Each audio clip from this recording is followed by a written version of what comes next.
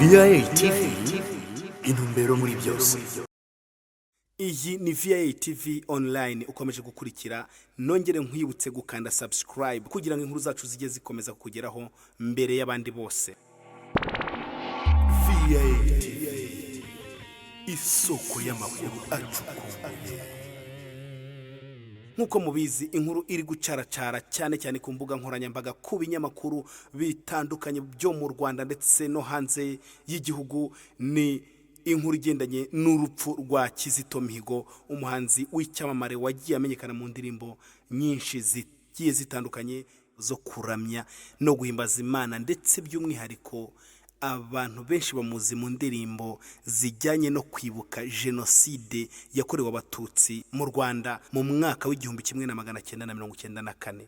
Yuko byamenyekanye simusiga neza ko Kizito Mihigo yitabye Imana ndetse bivugwa ko yiyahuye. Kuri iyi nshuro rero turagira ngo tubamenyeshe ibyo tumaze kumenya ku bijyanye n'urupfu rwa nyakwigendera Kizito Mihigo, umuhanzi mpamya neza ko yababaje imitima y'abantu benshi bitewe nuko bamukundaga.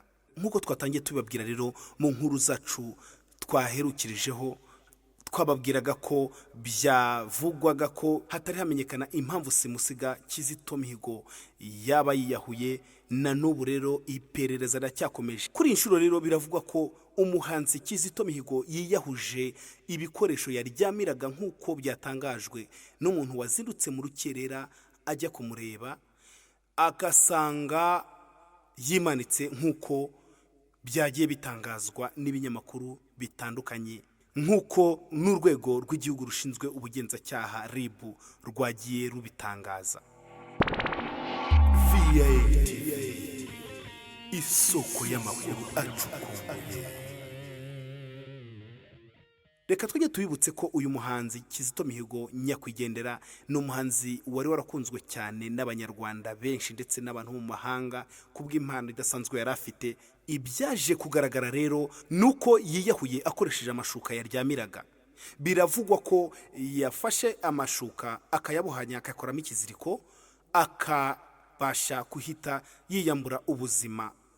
Turakomeza kubakurikiranira iby'uyu muhanzi w'icyamamare Kizito nyakwigendera wababaje abantu benshi. Reka ikiganiro cyacu tube tugisubikiye aha, dusoze twifuriza uyu muhanzi Kizito Mihigo iruhuko ridashira. Nge nkuko mubimenyereye ndi Vani. Ciao. VIA TV intumbero muri byose.